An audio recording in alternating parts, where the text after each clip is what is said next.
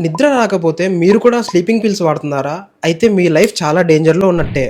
ఈ మాత్రలు యూజ్ చేయడం వలన మనకు తాత్కాలిక నిద్ర మాత్రమే వస్తుంది. కానీ మన బాడీకి చాలా సైడ్ ఎఫెక్ట్సే ఉన్నాయి. ఆ సైడ్ ఎఫెక్ట్స్ ఏంటో ఇప్పుడు చెప్తాను వినండి. నంబర్ 1, మీ మెమరీ పవర్ అన్నది చాలా తగ్గిపోతుంది. చిన్న చిన్న విషయాలు కూడా గుర్తుపెట్టుకోవడానికి కష్టమవుతుంది. నంబర్ 2, డిజీనెస్ అంటే తరచుగా తల తిరుగుతున్న ఫీలింగ్ ఉంటుంది.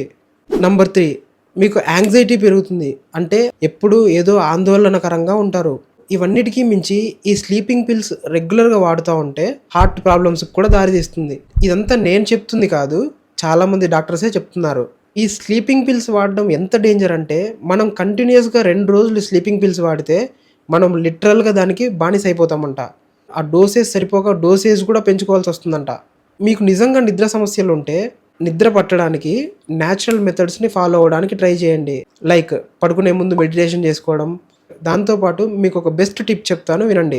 మనం బెడ్ మీద పడుకున్నప్పుడు మన మైండ్‌లో ఏ ఆలోచనలు రాకుండా మన బ్రీత్‌ని అబ్జర్వ్ చేస్తూ ఉంటే మనకు తెలియకుండానే నిద్రలోకి జారిపోతాము. ఈ టిప్ నిజంగా వర్క్ అవుతుంది.